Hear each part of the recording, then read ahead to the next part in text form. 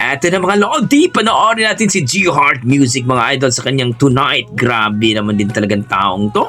Pang-international talaga ang boses at masasabi mong talagang mai-inlove ka sa boses ng taong ito. Let's go, panoorin natin dito mga idol kay G Heart Music. Ayan na mga lodi. No, what's around when I'm in trouble? You know I do anything for you. Say it loud and keep it undercover. I just wanna lose your love tonight. Oh yeah! Oh, I don't wanna lose your love tonight. Ibang klase, G Heart Music mga idol. Don't forget mag-follow po ang Facebook page at ang kanyang YouTube channel. Ibang klase, mala international kung mag-perform. Trying to stop my hands from shaking. Something in my mind not making sense. It's been a while since you're all alone. I can hide away I'm feeling until every place when to close the door. And don't forget what I told you. Just 'cause you're right, that don't mean I'm wrong. I'm not a shoulder to cry upon. I just wanna use your love tonight. Oh yeah! Yeah, I don't wanna lose your love tonight. Yeah, I just wanna use your love tonight.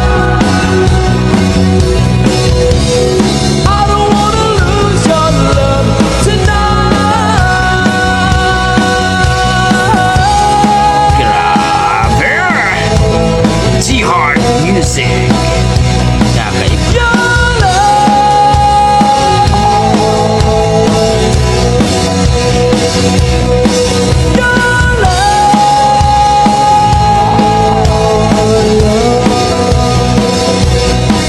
Your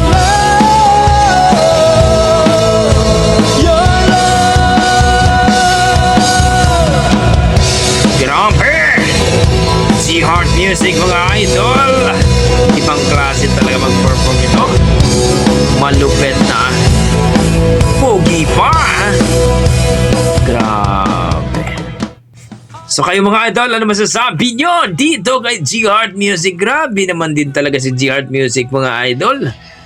Ang lupit, gwapo na.